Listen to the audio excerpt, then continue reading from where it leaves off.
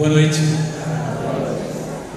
É um grande prazer para a gente estar aqui. Meu nome é Clodoaldo, sou professor de violoncelo da Escola Municipal de Artes Mestre Felipe Camargo. Esse conjunto chama-se Taubatelos, é o conjunto de violoncelos da escola. Ele é formado por alunos e nós temos uma participação especial hoje que é minha colega Daniela Baciano, professora também da escola. Nós preparamos um programa variado e só pedimos um pouco de paciência que algumas músicas nós temos que trocar de lugares.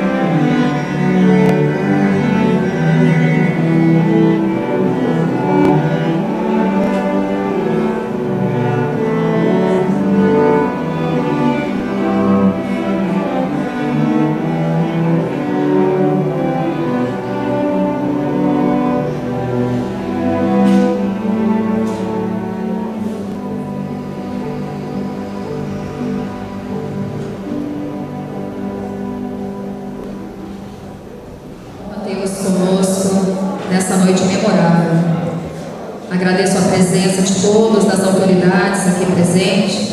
Sejam muito bem-vindos à solenidade de reinauguração do armazém da Estação Ferroviária e lançamento da Estação do Conhecimento da cidade de Taubaté. Um projeto do Instituto IS de Desenvolvimento e Sustentabilidade Humana, com o apoio da Prefeitura Municipal de Taubaté e de tantos outros investidores que aqui serão citados. A estação estava fechada ao público há 36 anos e o prédio do armazém estava inoperante e abandonado desde meados de 1998, quando encerrou as atividades comerciais. Desde então, o local sofreu uma forte degradação e estava parcialmente destruído. O Instituto IS iniciou em 2012 uma verdadeira peregrinação junto aos órgãos competentes para poder receber a autorização de concessão do espaço, mediante restauro e reformas para a preservação deste patrimônio histórico. Foram anos e várias visitas junto aos órgãos estaduais e federais, como SPU e DENIT, antiga RFFSA e MRS Logística, para manifestar interesse em preservar o patrimônio e devolver para Taubaté o prédio todo revitalizado em forma de um espaço educacional, cultural e turístico. O projeto de reforma teve um custo aproximado de R$800 mil e teve apoio da Prefeitura Municipal de Taubaté e de mais de 70 investidores, entre empresas parceiras e pessoas físicas, que realizaram doações por meio da plataforma de arrecadação do sistema crowdfunding. O Instituto IS teve toda a orientação de arquitetos e projetistas para o restauro e manteve peças originais, como as portas externas, que foram recuperadas e tratadas mantendo sua estrutura original, em peroba rosa, além da parte do calçamento. Neste momento, nós iremos assistir a um breve vídeo institucional mostrando um pouquinho desse lindo projeto do Instituto.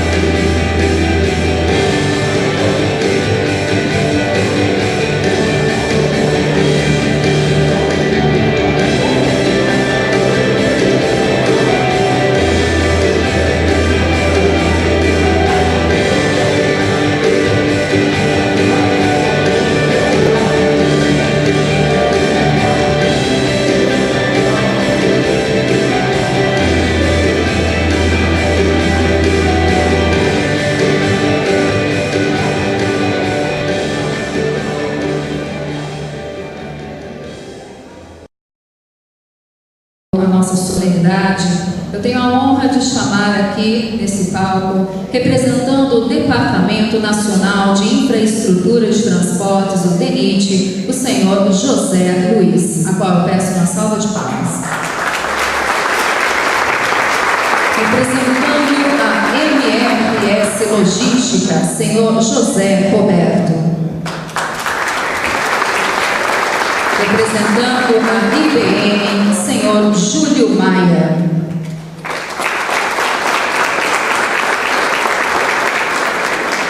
Presidente em exercício da Câmara Municipal de Taubaté, o excelentíssimo vereador Douglas Carboni.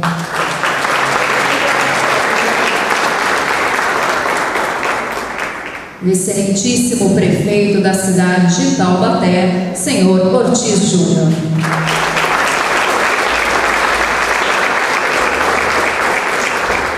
E o diretor-presidente do Instituto IES de Desenvolvimento e Sustentabilidade Humana, senhor Rodrigo Teixeira de França.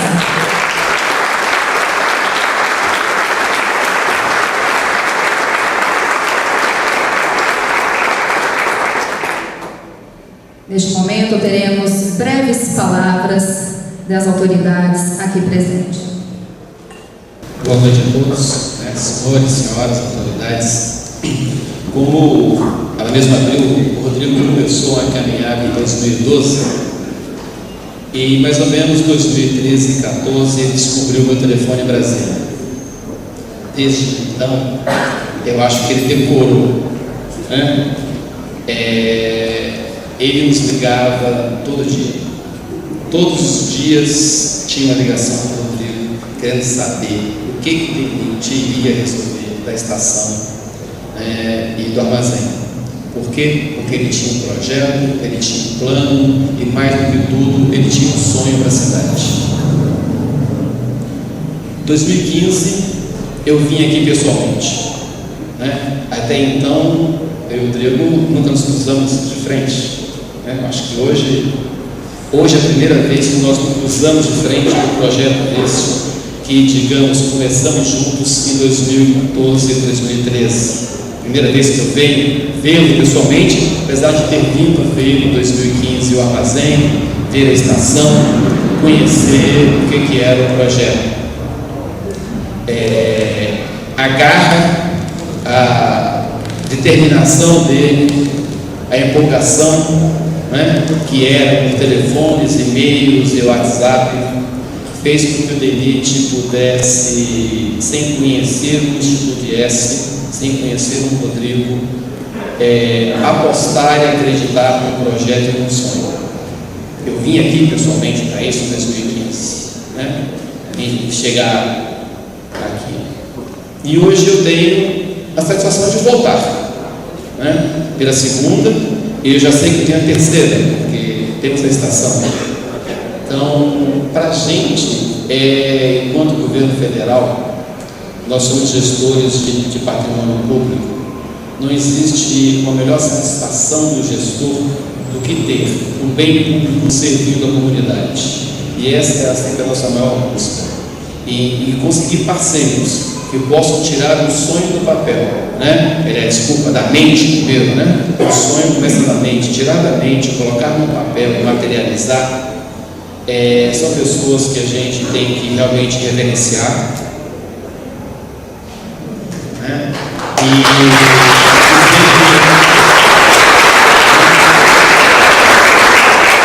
A cidade não só precisava, a cidade merecia isso, tá certo? Então, parabéns a todos vocês, e que realmente isso aqui agora é um novo marco da cidade. Obrigado.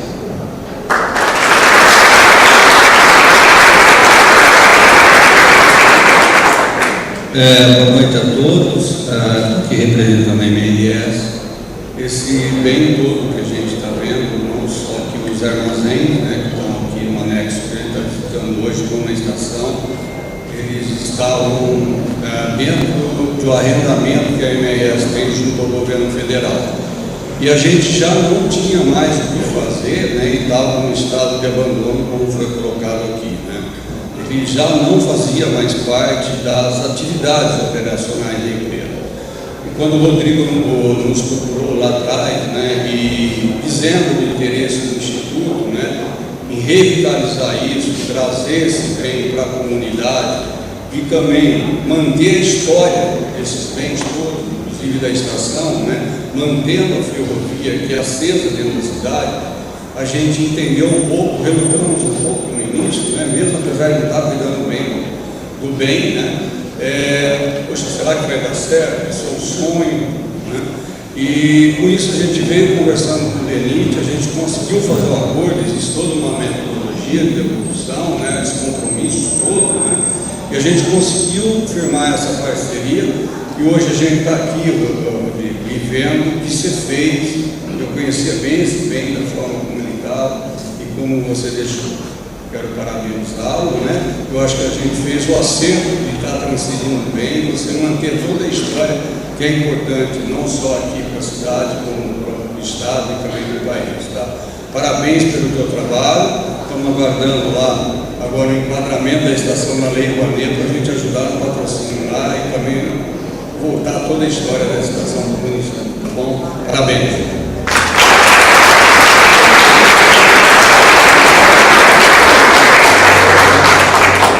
Boa noite a todos.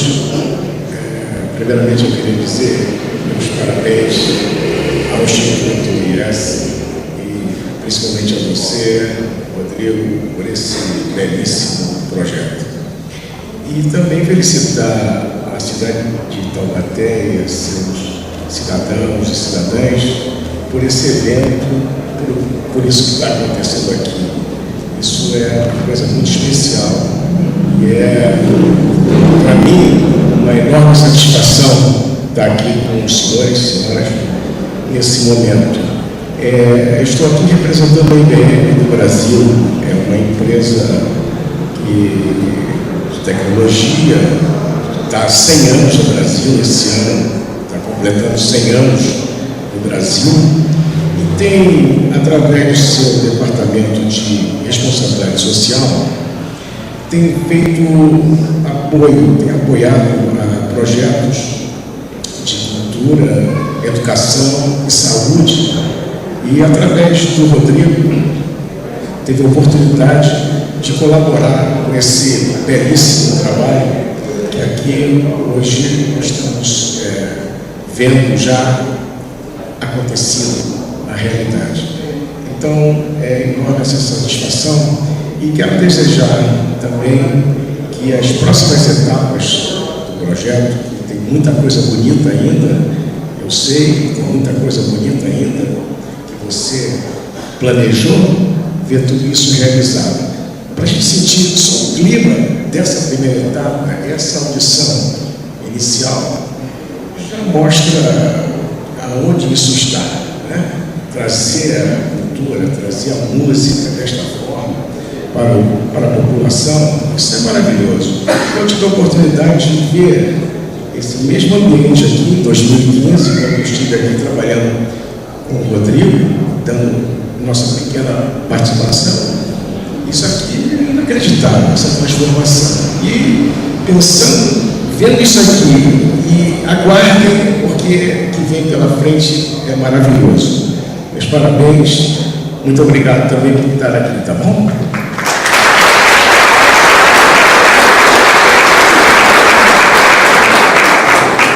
Boa noite a todos e a todas. Quero, Rodrigo, falar que você é um sonhador, você sonha um sonho de muitos taubatianos. E o Instituto está trazendo uma realidade para nós agora. Estar nesse dia aqui é muito importante. Parabenizar o prefeito municipal, que também, no primeiro momento, mandou o projeto para casa, os vereadores da outra legislatura, os vereadores que estão aqui presentes, o vereador Bonete, o vereador Guará Filho, o vereadora Lorene, o vereador Gessé, o vereador Dentinho. Tenho certeza que nós sonhamos junto com você. Taubaté sonhou junto com você. Porque a hora que eu entrei aqui, encontrei com você em outro momento, eu já estou muito curioso para entrar lá. Então, parabéns. Quero aqui também parabenizar a todas as pessoas do Preserva Taubaté, pessoas engajadas, comprometidas com o nosso patrimônio. Regina Morgado está lá atrás. Eu tenho certeza que boa parte da nossa história está preservada graças a essas pessoas de Taubaté que lutam pelo nosso patrimônio e defendem com todo o amor e com todo o carinho o patrimônio dessa cidade. Então, gostaria também de uma salva de palmas para essas pessoas e principalmente para você, Rodrigo, que está escrevendo uma nova página da história do nosso município. Meu muito obrigado.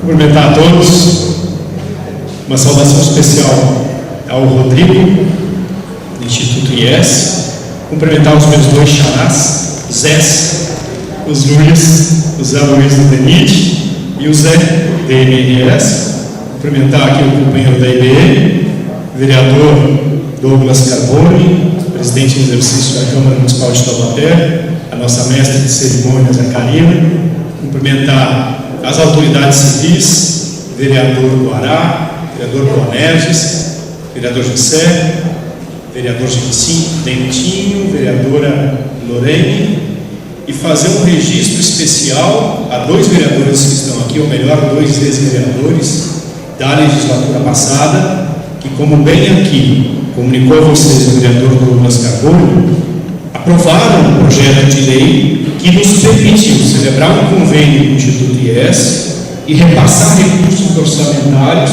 de uma parte do investimento que foi feito aqui para esse restauro de reforma. Então, cumprimentar o vereador João Neto, cumprimentar o vereador Jefferson Campo, aos quais eu peço uma salva de palmas ao senhor.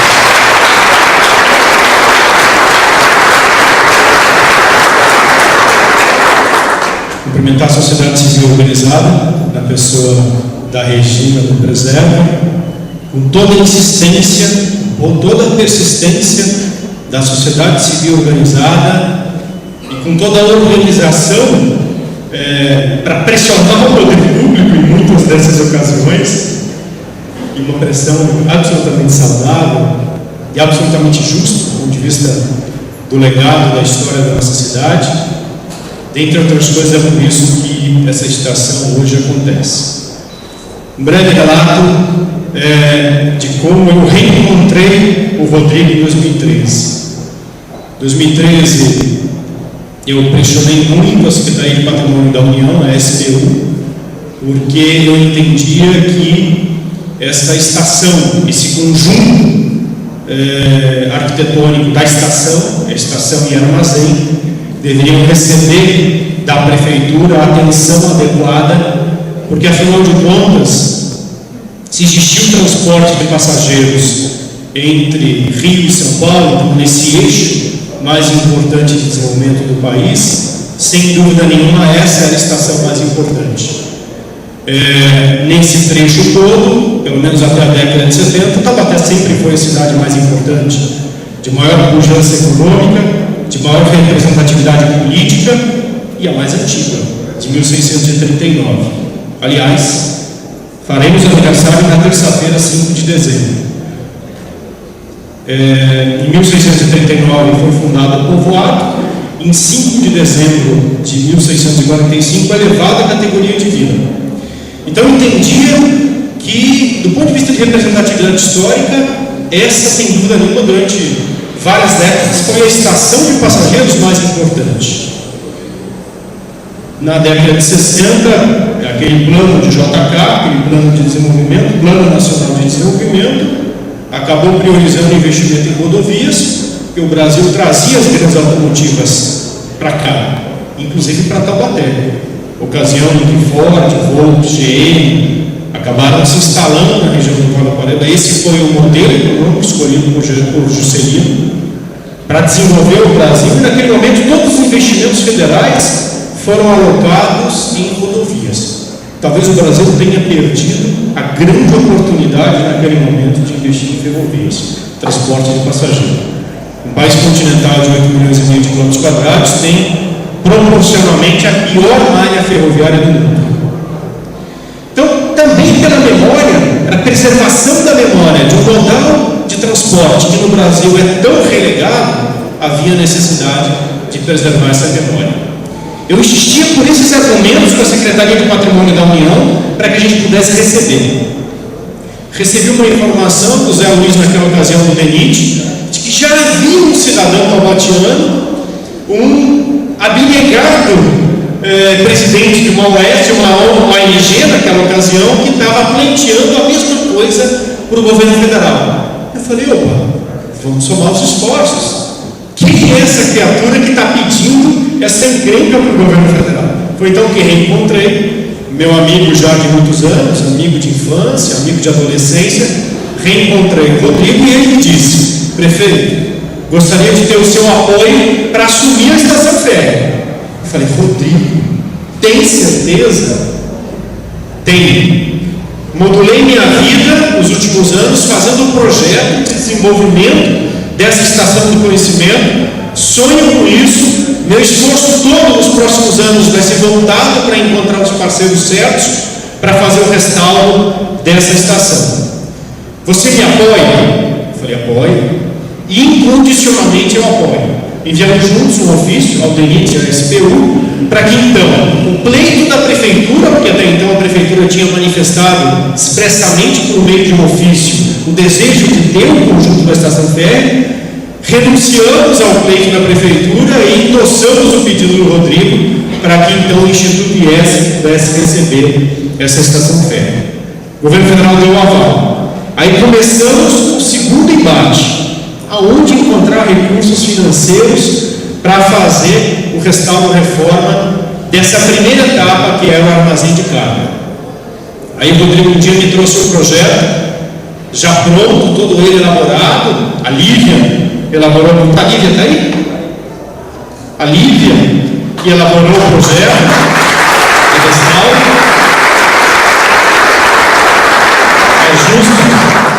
nós somos muito justos. Naquela ocasião, o Rodrigo me levou um projeto básico e disse: prefeito, custa R$500 mil.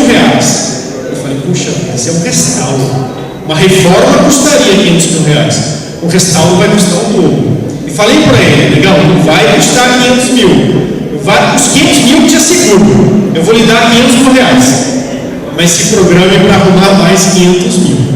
E de fato, a prefeitura preparou o projeto de lei, enviou à Câmara, separou recursos orçamentários, a Câmara aprovou e a gente começou a executar o repasse dos R$500 mil, e depois houve um pequeno aditamento, virou 580, não é isso? E depois ele foi prestando contas à prefeitura do recurso, e hoje, de fato, depois de 2 anos e meio, Rodrigo, 1 ano e meio, depois de 1 ano e meio de obra e de R$1 milhão, foram 800 de obra, mas ainda tem imobiliário, outras doações, outros parceiros, venda de carro, sacrifício doméstico e, no fim, um investimento de R$1 milhão para a gente ter aqui em Taubaté a primeira etapa da estação do conhecimento, da estação férrea de passageiros mais importante do Brasil durante o ciclo do final do século XIX até meados da década de 70. Sem dúvida nenhuma, fora das capitais, fora da cidade mais importante do Brasil e fora da capital federal, que é o Rio de Janeiro, essa, sem dúvida nenhuma, senhoras e senhores, é a estação férrea de passageiros de maior importância no primeiro quartel do século XX. Podem ter certeza do que eu estou dizendo. Aqui passaram as grandes riquezas do ciclo do café e do primeiro ciclo de industrialização a partir da Segunda Guerra Mundial que o Brasil sofreu. Podem ter certeza disso. É um orgulho grande para a cidade, porque a gente soma a esse restauro a recuperação de importantes obras do patrimônio de Taubaté. A reforma do Palácio do Bom Conselho, que é um prédio de 1879, nós terminamos o restauro reforma. O restauro reforma do prédio sede do edifício do Fórum Criminal, que foi restaurado também em parceria com o Poder Judiciário. Com o apoio do presidente da Taubaté e do Conselho Municipal de Patrimônio Histórico, fizemos o tombamento da fachada da antiga fábrica de botões Corosita e dos elementos autoportantes, que são os elementos estruturais necessários para manter a fachada de pé. Restauramos todo o patrimônio de pintura do mestre Justino, os 70 painéis foram restaurados, e essa semana nós enviamos para São Paulo as obras do Clodomiro Amazonas, da Georgina Albuquerque e do Anderson Fabiano para serem restauradas e retornarem a Taubaté novinhas. Só lembrando, o gênio, ele aparece, o gênio da arte, ele aparece esporadicamente numa cidade, num determinado momento da sua história.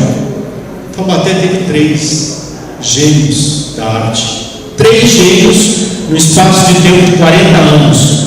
Georgina Albuquerque, Anderson Fabiano e Clodomiro Amazonas são os grandes expoentes da pintura e da escultura nacional. Os grandes expoentes. Taubaté não dá o devido valor a esses grandes expoentes.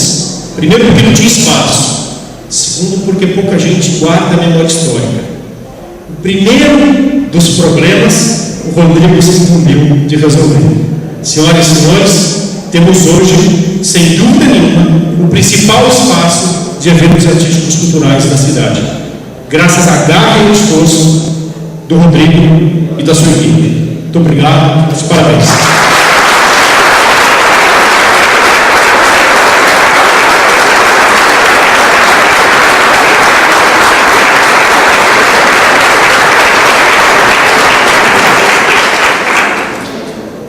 Boa noite a todos. Não falo tão bem quanto o prefeito, mas já gostaria de agradecer as considerações, porque na vida eu aprendi que nada que é grande você consegue fazer sozinho. Então, essa noite é uma noite muito importante, porque consagra o ideal e o sonho de uma cidade inteira, assim como o senhor colocou, assim como você também colocou, todos colocaram e todos daqui presentes, sabe da importância que é realmente esse patrimônio. Mas antes de fazer a minha fala, gostaria de chamar a minha esposa e diretora para que ficasse junto comigo, uma salva de palmas para ela.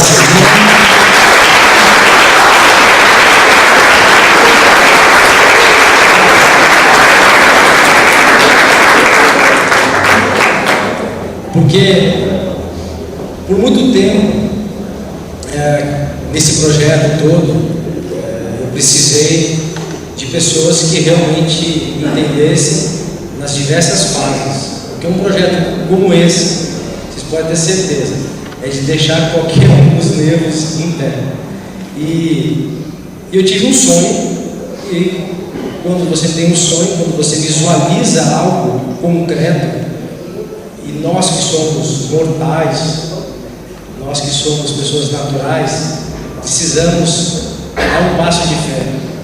E foi nesse passo de fé que eu fiz, porque realmente eu não imaginava, há 3, 4 anos atrás, que eu estaria nesse dia fazendo isso. Eu entrei numa rota, recebi uma inspiração de Deus e acabei aqui trabalhando arduamente. E a minha esposa foi uma pessoa que me sustentou em carinho, em atenção, em sacrifício, assim como o senhor colocou. Então, uma salva de palmas para ela, porque se isso acontecer, ela também tem participação.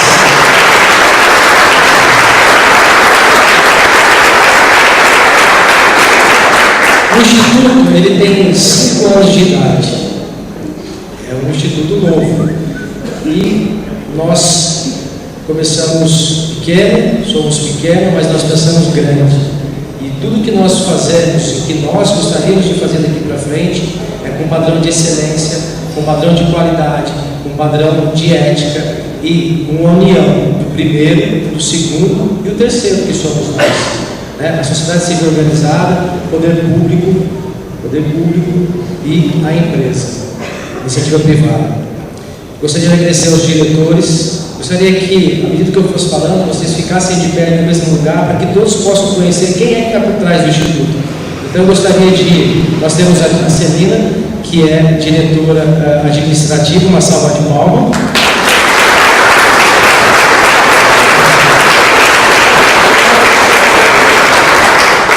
Nós temos a Maria Janete, por coincidência é minha mãe, por gentileza, diretora pedagógica. Nós temos um diretor que é o Caio Taga, também é um diretor de negócios. Ele não pode estar presente porque está em viagem. Nós temos os nossos conselheiros. Nós temos o conselheiro Albertino, da IFF, ele acho que já foi embora, ele tem compromisso.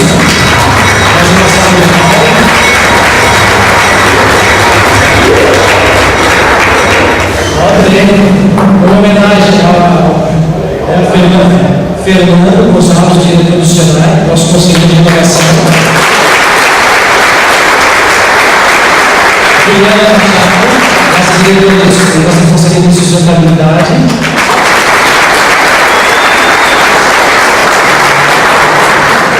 Antônia Machado, nossa conselheira de responsabilidade social e de família. Nós temos também Caco de Paulo é o diretor do nosso conselheiro de turismo, 35 anos de editora Abril, grupo de turismo e revista Viagem 4 Horas. Ele não pode estar presente porque fez uma cirurgia. E nós temos também o Fernando Piccolotto, que é conselheiro institucional, que também não pode estar presente, mas foi justificado.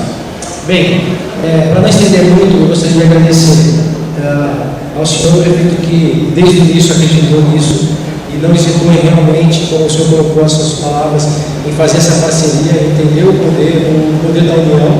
Né? Às vezes culpa muito o poder público. Também nós temos aqui pessoas do poder público, José Luiz, Douglas Carboni, que é um amante estação, sempre conversaram comigo, é um defensor também, parabéns pelo seu trabalho também. Então a gente vê que o poder público, quando você leva uma boa proposta, dificilmente ele vai negar. Nós temos a parte institucional, setor privado, representado no mural dos patronos, nós temos diversos patrocinadores, e sem eles, nada disso seria possível. Nós temos pessoas que doaram, pessoas físicas que doaram. Valéria Franco, que fez uma arte, uma das primeiras doadoras, fez uma artista plástica da cidade, fez uma tela, enfim, e vários outros que estão aqui, que vão fazer um momento de homenagem a todos vocês, MRS Logística, Denite, mais uma vez, doutor José Luiz, muito obrigado, Júlio Maia, da IBM. A IBM ela foi a nossa primeira incentivadora. O Rodrigo Ked, que é o vice-presidente mundial, hoje é o vice-presidente mundial, né? Na época era presidente nacional, né?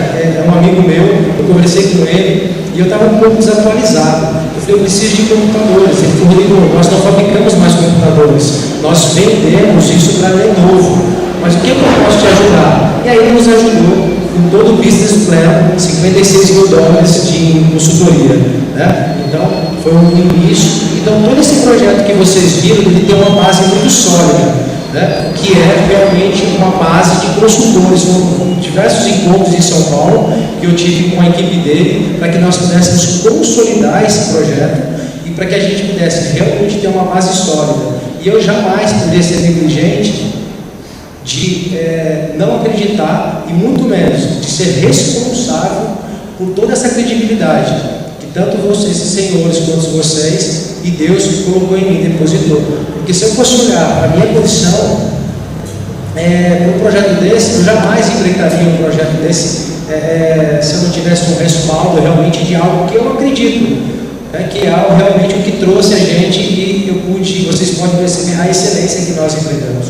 Eu também quero agradecer a toda a gestão passada. Nós temos aqui o Jofre Neto, muito obrigado, porque esse vereador, ele fez uma sabatina comigo, que me amadureceu demais, muito obrigado, porque são nesses confrontos positivos que a gente amadurece. Né? Nós tivemos vários outros, então eu não vou citar nomes para não estender, mas eu fiz questão de convidar todos os vereadores da antiga gestão, todos. Nós temos aqui o ex-vereador Jefferson Campos, né? Nós temos Jofre Neto. Eu não sou tão bom de memória, mas eu sei que tem outros aqui, né? da gestão passada. Muito obrigado a vocês, porque foram vocês que chancelaram o que começava a se tornar possível, porque foi a partir desse momento que se materializou concretamente o sonho, porque até então era tudo muito palpável, era tudo muito papel.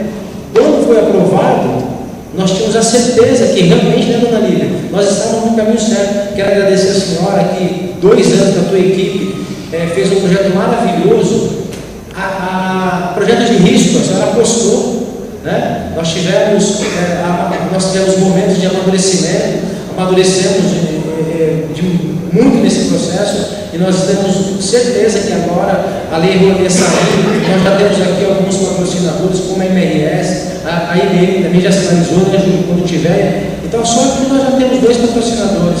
Então, é possível sim. As pessoas perguntavam para mim, pô, mas está demorando, é impossível, vai ser difícil. Eu falo, não é impossível. Quando você tem o ideal, você não titubia, você consegue. Então, é possível a gente fazer sim uma cidade melhor, é possível sim nós fazermos uma indústria melhor, um poder público melhor, uma cidade, um país melhor. Basta a gente acreditar que é possível e arregaçar a manga e fazer as coisas certas, sem jeitinho. O brasileiro não precisa mais de jeitinho brasileiro, porque o nosso jeitinho está matando a nossa população, está nos matando. Então, tudo aquilo que nós fazemos volta para a gente. Se nós fizermos o bem volta para a gente. Se nós fizermos o mal volta para a gente. E nós temos que ser defensores públicos de tudo que acontece na cidade, porque o país, a nossa vida acontece na cidade, não acontece no Brasil. Então, o senhor está de parabéns, porque tudo que o senhor fez nessa praça contribuiu para que o clima dessa estação estivesse dessa forma. Então, se não é mérito do Rodrigo, é mérito de todos nós. Todos nós. Quero agradecer também um amigo que eu adotei como avô, que é o senhor Noêmio Espínola, que é ex-diretor da Bovespa, e aqui nós temos a oportunidade, gente, A gente tem uma amostra, né? Temos aqui uma amostra numismática, para quem gosta de moedas, viu, Sr. Bernardo? Tem uma coleção maravilhosa ali atrás de moedas raríssimas. Tem a moeda da viúva da Bíblia, nós temos a moeda do Cristo bizantino, que foi agora, Davi fez, foi a maior obra de arte vendida, e 400 milhões de reais foi a maior arte vendida, com a imagem dessa moeda que está ali. Ali é só uma pincelada. Nós temos aqui um curador que foi presidente durante 4 anos da Associação Brasileira de Numismática, Cláudio Angelini, parceiro, e todos os outros parceiros, cada um aqui não está por um acaso. Vocês não estão por um acaso aqui, então eu quero agradecer todos os patrocinadores físicos, patrocinadores jurídicos. Nós temos um mural com todos os nomes ali.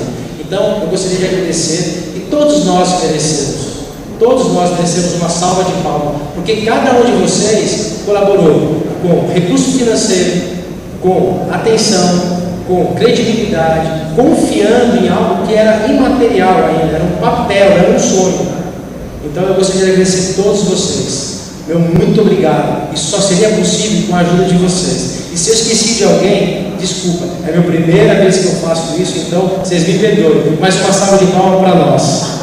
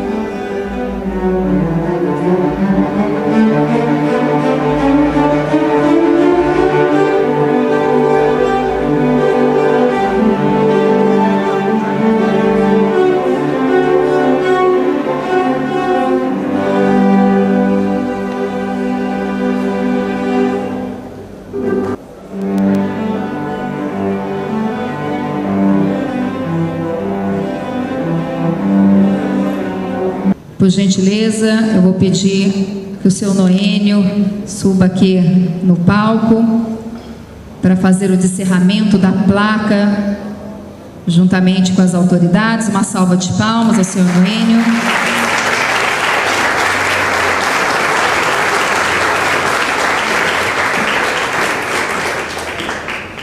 Então, para oficializar a reinauguração do armazém da estação ferroviária e lançamento da estação do conhecimento da cidade de Taubaté, faremos nesse momento o descerramento da placa.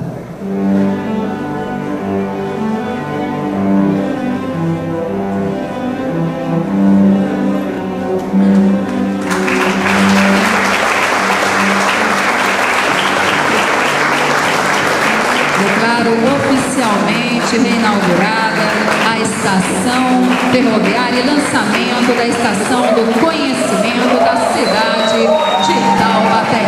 Um projeto do Instituto IES Desenvolvimento e Sustentabilidade Humana.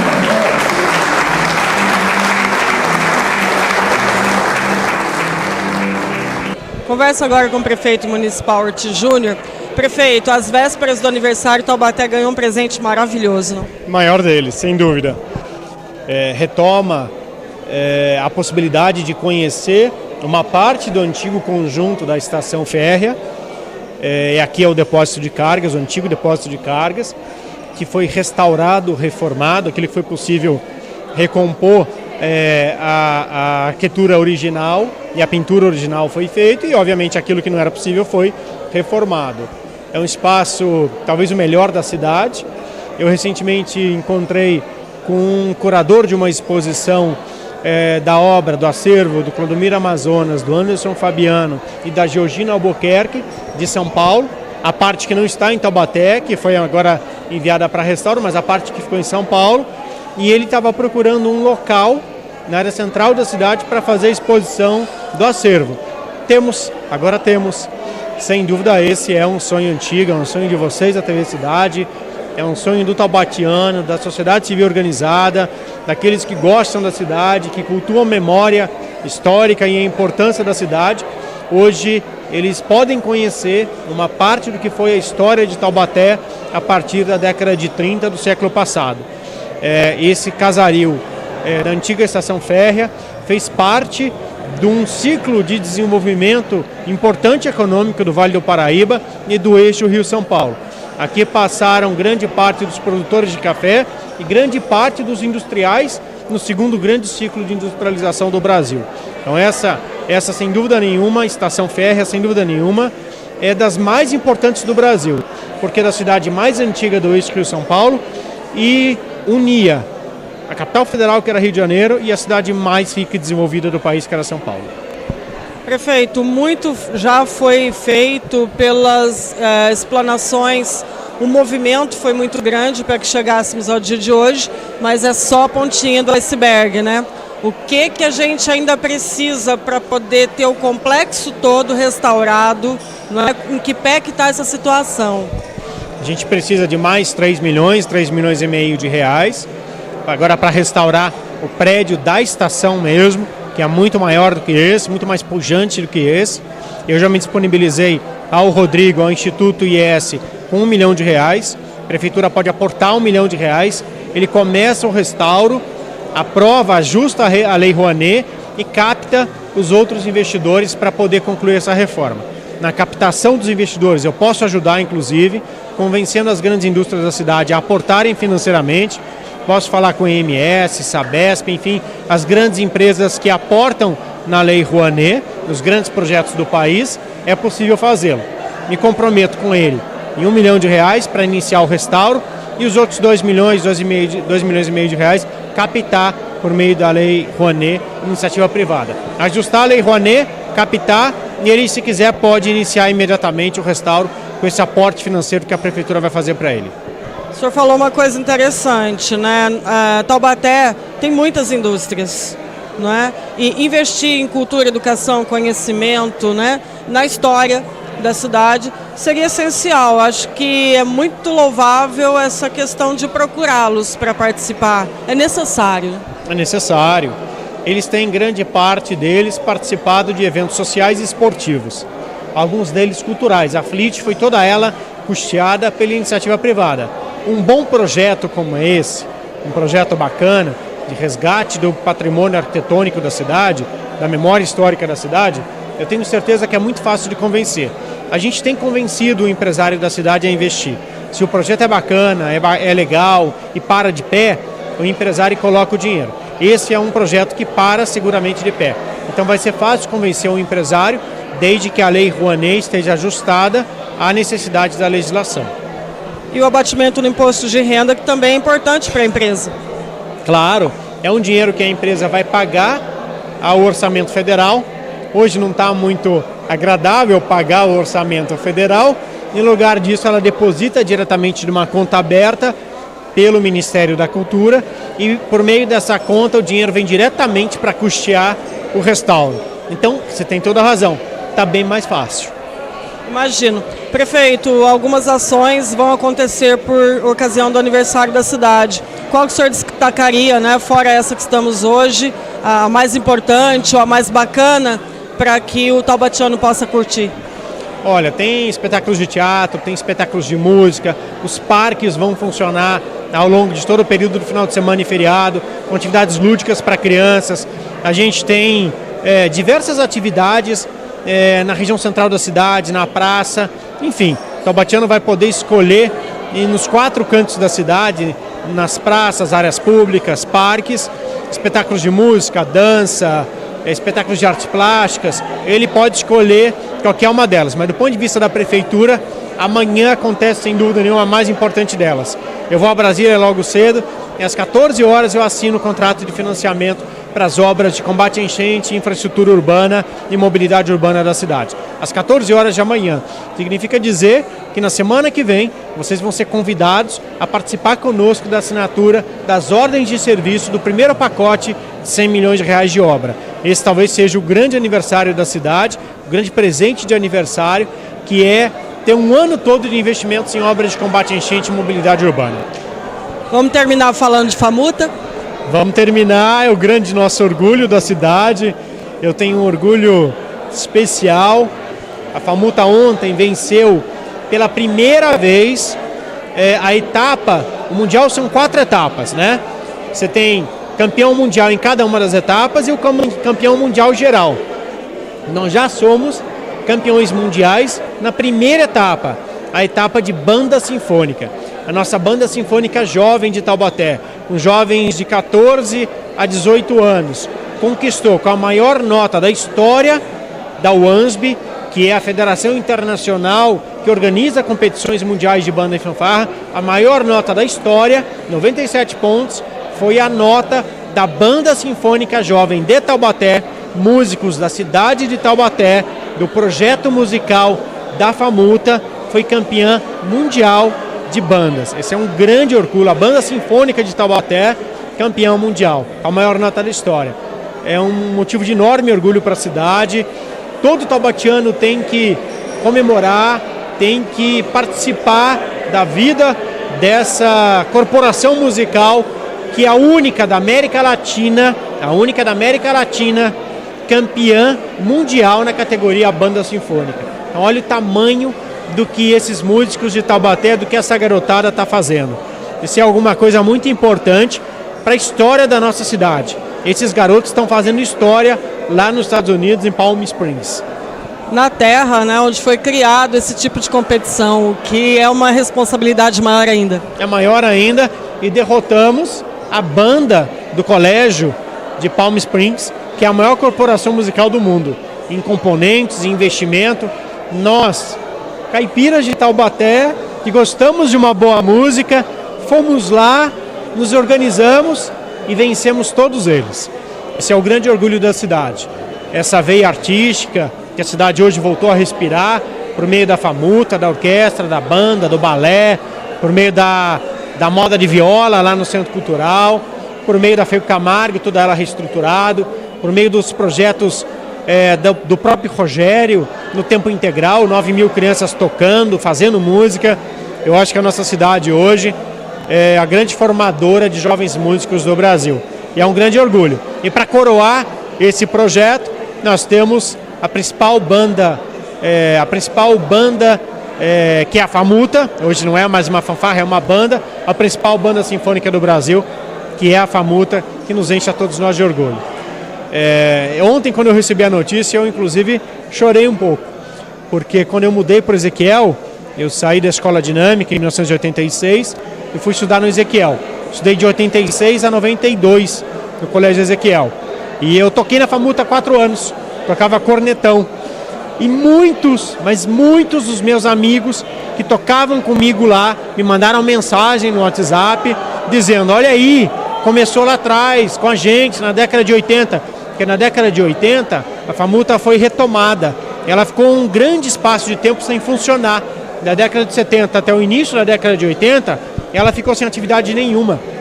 O professor Pulcinelli voltou ao Colégio Ezequiel, ele que havia fundado na década de 60, no final da década de 60, a banda, a fanfarra. Ele voltou a ser diretor no início da década de 80 e refundou a FAMUTA. E naquela refundação existe ainda o Pércio, a Roberta de Deus, e eu sou daquele tempo, daquele momento. Nós todos daquela geração participamos da refundação. É óbvio que eu não tinha talento nenhum para seguir à frente como músico, mas o importante é isso, é a oportunidade. A fanfarra é uma corporação musical. Nem todo mundo que está lá tem um grande talento musical. É a força do grupo, é a expressão do grupo, é a expressão artística do conjunto, da corporação musical que faz ela ser tão importante. E eu participei disso lá durante 3 anos, finalzinho da década de 80, participei com eles da refundação. Então, me sinto parte disso, me sinto também vencedor como ex-músico dessa fanfarra, mas como principalmente o gestor da prefeitura que permite a esses jovens pela segunda vez viajar. É um investimento grande. Muita gente critica esse investimento, mas é um investimento que nos enche de orgulho, sem dúvida nenhuma. É um investimento que dá um futuro para o jovem, né? Exatamente. E 75% dessa fanfarra são jovens que não foram para o Mundial de 2015.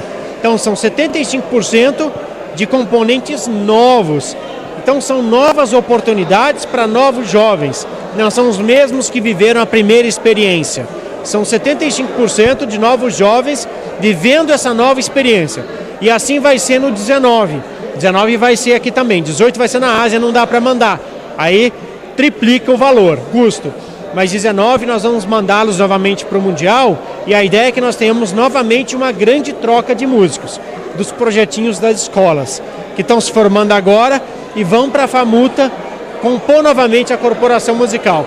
E esse é o legado. Olha quantos músicos não passaram pela FAMUTA, e todos eles com sentimento de pertencimento dessa grande corporação musical, todos eles vencedores, campeões e cheios de orgulho. É isso que a FAMUTA faz por Taubatiano, orgulho.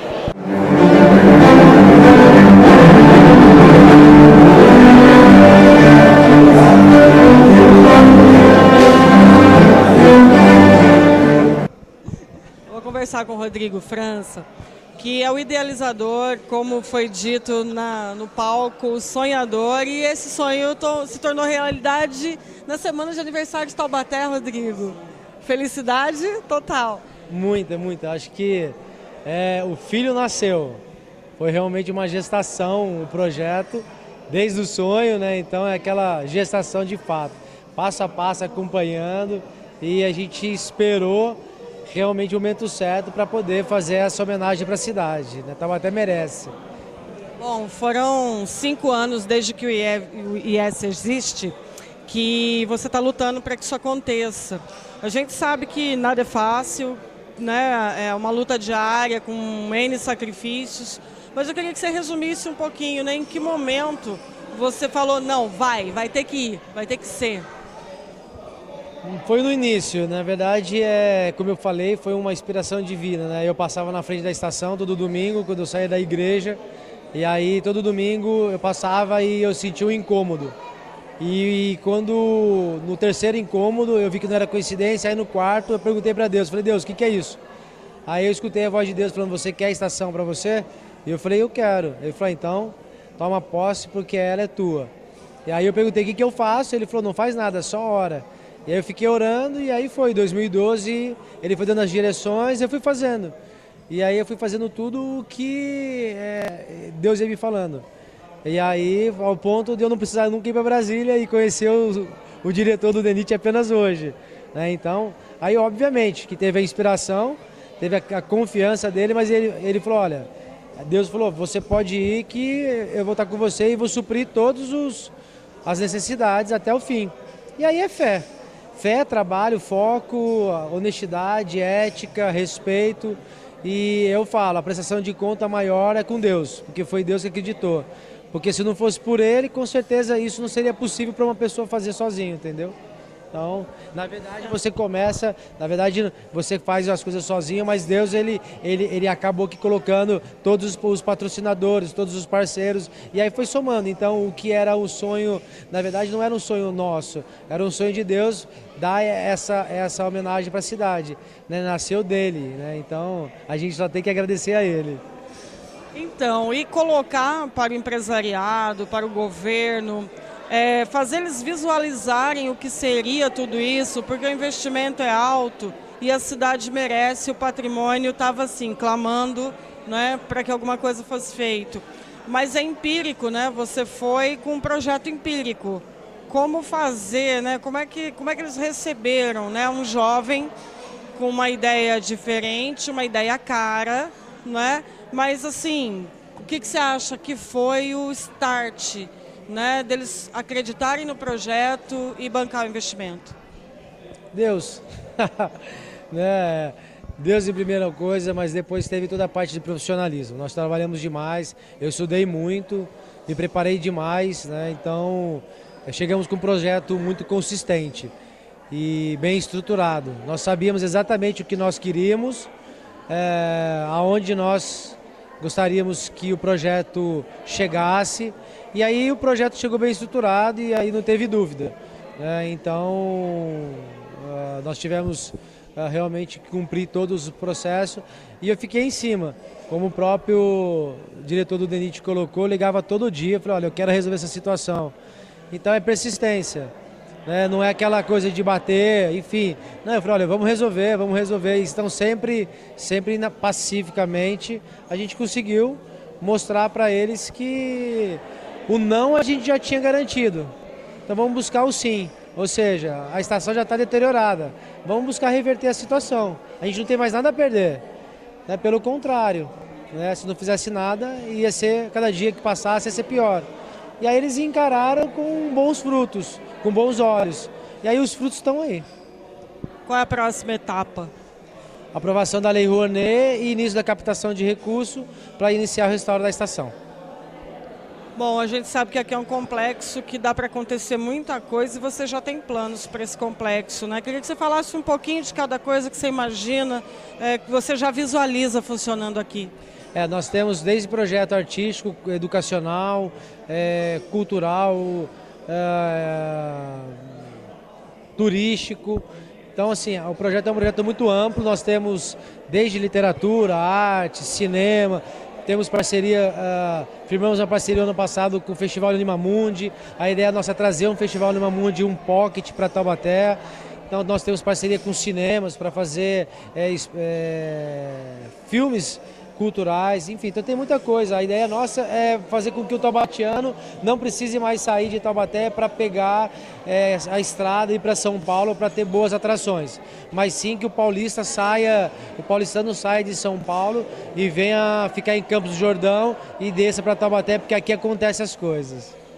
Bom, dá para fazer aqui uma base sólida, né? Uma semente para a gente plantar o futuro, né?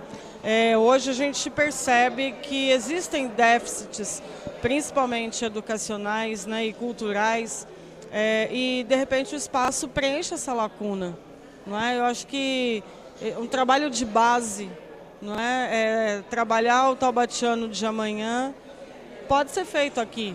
Sim, nós temos um projeto de base que é o Sementes, que é plantando valores na infância, educação axiológica, sementes de IS, indivíduo sustentável. Então isso é com um trabalho com crianças e adolescentes. Nós temos a Escola Legislativa, Brasil com Honra, que é foco. É diferente das escolas legislativas que as câmaras municipais fazem. É um modelo totalmente diferenciado, bem pragmático, bem moderno. Nós temos foco na difusão literária em língua portuguesa, que é a Academia dos Escritores. Nós temos Urbanosfera, que é foco na difusão artística. Enfim, nós temos diversos outros ações que são projetos do Instituto que vai ter a estação como palco. Mas esses projetos eles podem ocorrer em qualquer outro lugar no Brasil, né? Não necessariamente só na estação de Taubaté, mas vai começar por aqui. Bom, e quem quiser vir conhecer o espaço, né, a partir de quando ele está à disposição do público? Hoje é uma reinauguração, não é? Mas, como vocês mesmos disseram, ainda faltam algumas coisinhas, mas já dá para o taubatiano vir visitar, vir conhecer?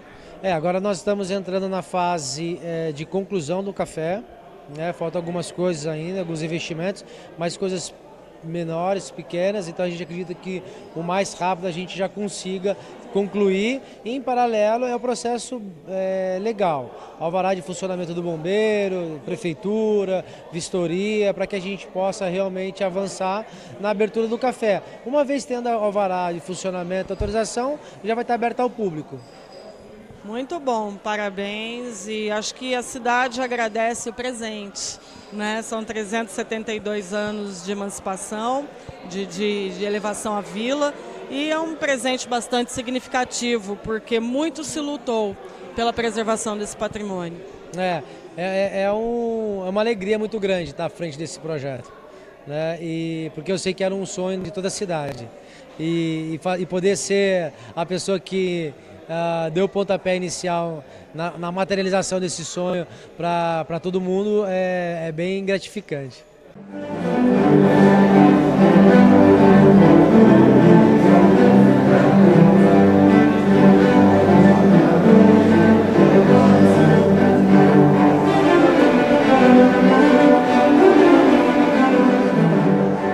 Eu vou conversar com a Anitta. E a Anitta é uma menina muito esperta e ela vai me explicar umas coisas que ela aprendeu aqui hoje sobre moedas antigas. Anitta, me fala o que você aprendeu hoje. Eu aprendi que as moedas antigas significam várias coisas. E aí eu vou mostrar todas as moedas que eu aprendi hoje. Então me mostra. Eu vou mostrar primeiro a que tem na cabeça do Pokémon. Tem na cabeça do Pokémon? Tem. Ó, vou mostrar aqui. A que tem na cabeça do Pokémon é a moeda japonesa. E a moeda japonesa, ela é do arroz. Arroz, eu vou ler a história aqui, ó. Tá bem na cabeça do Pokémon, a moeda japonesa.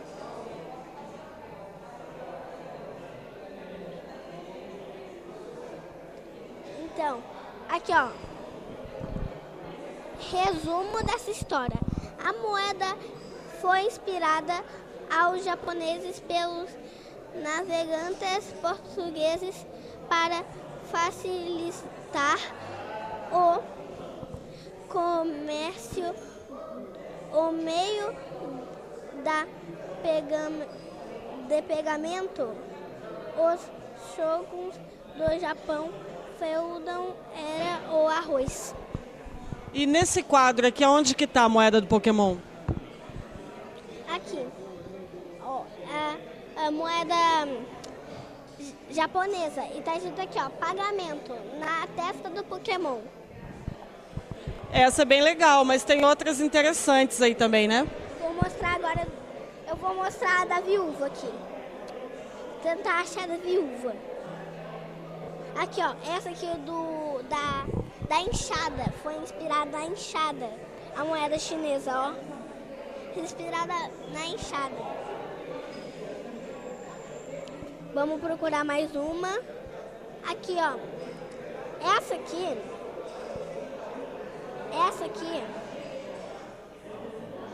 foi inspirada, é a primeira moeda americana. Ela foi inspirada em um relógio solar. Aqui, ó. Isso aqui é de portuguesa. Aqui, ó. Vou achar o da viúva aqui, ó. Do Cristo. Isso aqui é do Cristo. Moeda do Cristo. Vamos pegar a outra aqui. Aqui, ó, da viúva. Que história que é essa da viúva? A história da viúva é da Bíblia.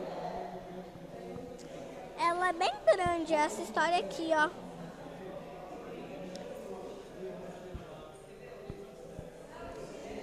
Da viúva. Qual é a outra que é bacana também, que chamou a sua atenção?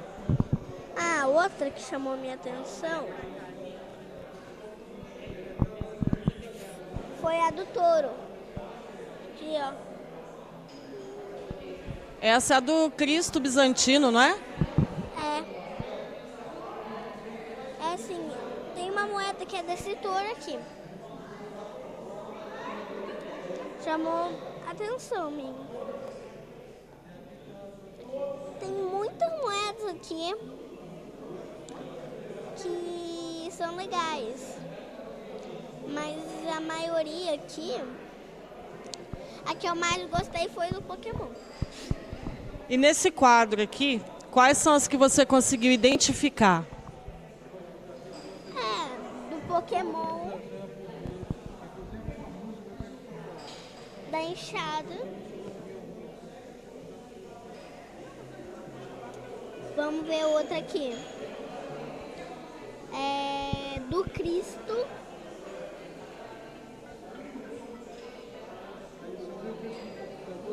Também identifiquei. Eu acho que eu identifiquei outra. Eu acho que eu não identifiquei mais nenhuma. Eu acho que eu identifiquei. Eu acho que eu conheci quase todas, né? Você tem o hábito de fazer coleção? Você coleciona alguma coisa? Não, eu não coleciono. Essa aqui, ó. Essa aqui é a menor. É aquela menorzinha ali, ó. É pequenininha. E agora, você vai começar a colecionar moedas também? Eu acho que sim, quando eu crescer. Acho que quando eu crescer, eu vou ser bióloga, eu acho. Ah, bacana. E vai estudar sobre moedas? Vou. Gostou da coleção? Gostei. Legal, Anitta. Então, olha, fala para quem está te assistindo, né, para vir aqui visitar a coleção do seu Noêmio. Vocês podem vir visitar a coleção. Vai aprender muita coisa legal, né?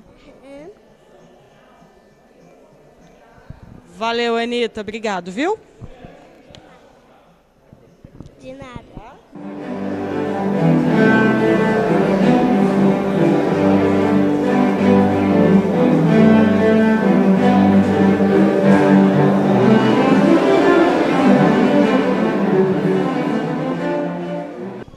Vou conversar com o seu Noêmio, que é um colecionador de moedas antigas, um estudioso, mas tem uma coisa interessante, as moedas sempre fizeram parte da sua vida, né, seu Noêmio? Com certeza, eu andei por lugares em guerra, lugares onde hoje estão degolando as pessoas, eu fui lá para ver a origem das coisas, a origem da história, e a origem da história é toda do agronegócio. O dinheiro nasce com o agronegócio. A primeira moeda do mundo era um touro combatendo com um leão. Teoricamente o leão devia ganhar, né? Mas quem ganhou foi o touro. Hoje o touro é o símbolo do mercado forte em Nova York, é o símbolo de uma cidade chinesa, que era a antiga capital da China. Hoje é o mesmo touro que está em Nova York, está lá na China. E essa cidade, que era a antiga capital da China, hoje é a capital do aço. Então escolheu o touro de aço para poder ser o símbolo.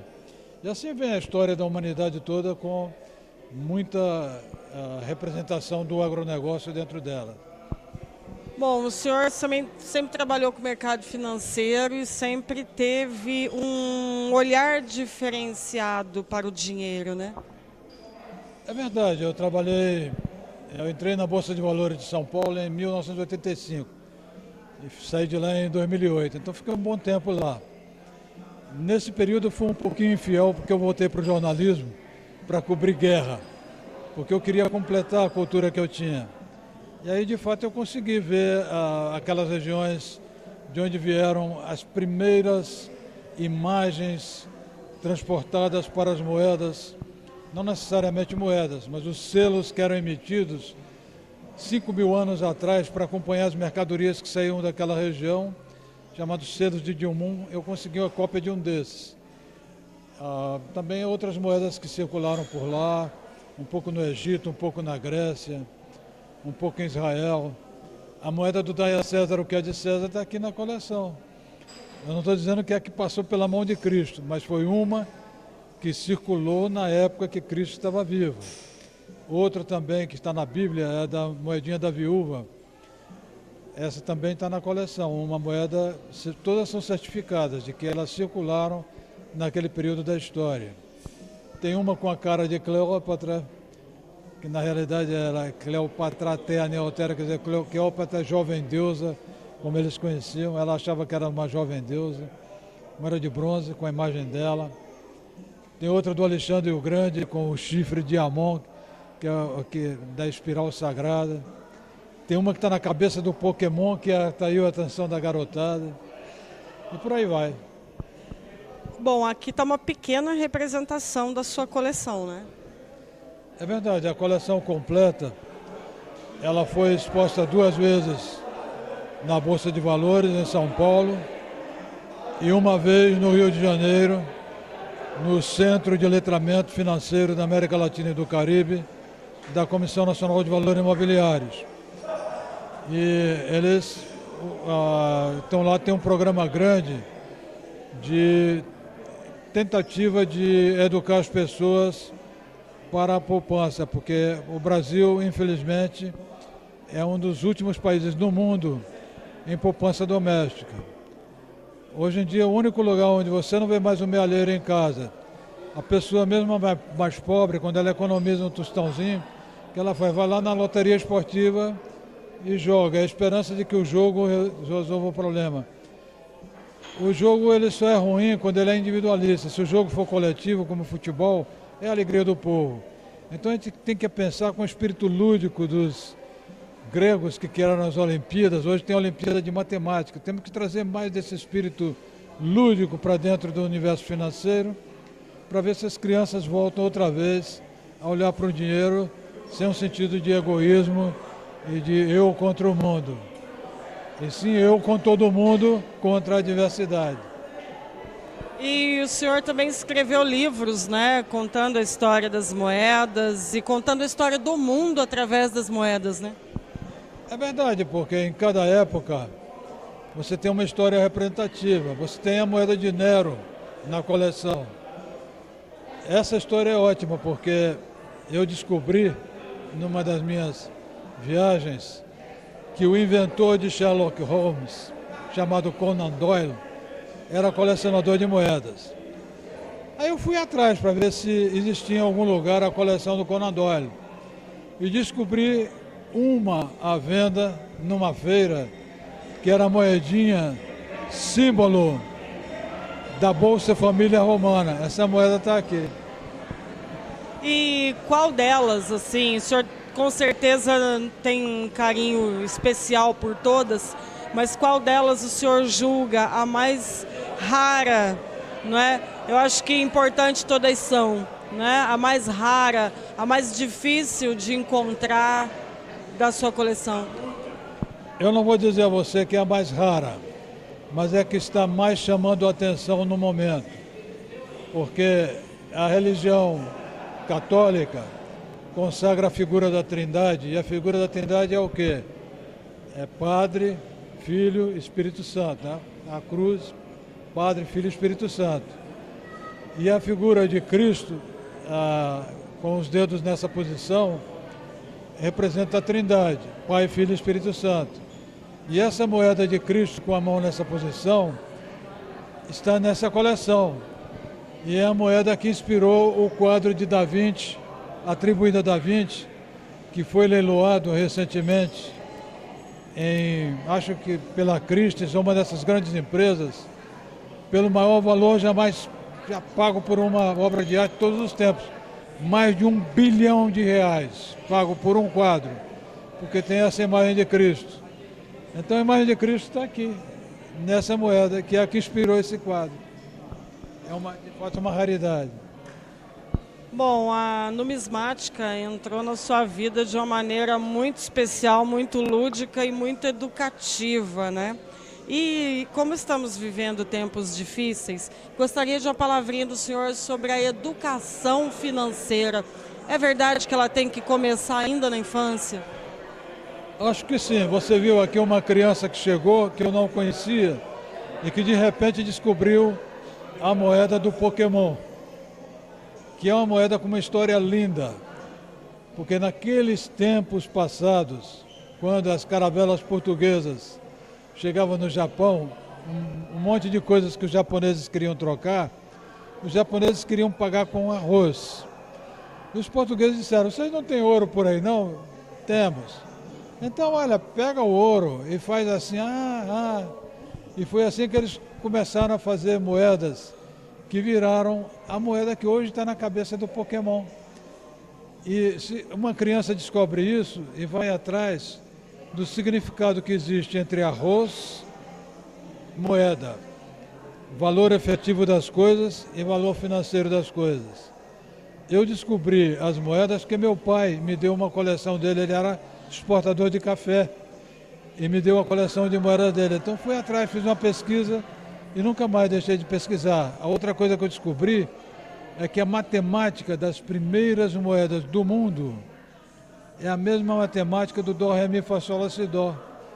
Mas se você ensinar música às crianças, você ensina matemática financeira com a maior facilidade. Bom, para a gente encerrar, essa coleção maravilhosa vai ficar exposta aqui até quando? Para quem quiser ver e aprender sobre as suas moedas. Só hoje na abertura, mas eu prometi ao Rodrigo mandar a cópia de todas elas, impressa, para ficar impressa aqui. E tem uma que eu vou dar de presente para a cidade de Taubaté, que vai ficar permanentemente aqui, que é uma moeda da Bíblia da Viúva. Essa é uma moeda de bronze, era aquela moedinha da pessoa que poupou com sacrifício e esforço e foi lá e deu a sua moeda de presente para o templo, para ajudar a construir alguma coisa. E Taubaté acabou de criar um templo aqui, o Templo do Conhecimento. E eu estou trazendo a moedinha que foi da viúva e vou deixar aqui como minha colaboração pessoal para o Templo do Conhecimento de Taubaté. É uma moeda que, curiosamente, o número dela é 007. Por pura coincidência. Essa é a que vai ficar em Taubaté. Tem uma história muito significativa. Com certeza, está na Bíblia. Abençoada. Abençoada, a bênção depende da fé de cada um. Mas, com certeza, aqueles que têm fé, porque todos, como diz o Papa, temos que conviver em paz com todas as pessoas de todas as origens. O importante é que a fé seja para o bem, seja sempre pacífica, e sempre criativa, e sempre construtiva. Então, se esse é o significado de fé, então essa é uma moeda de grande fé.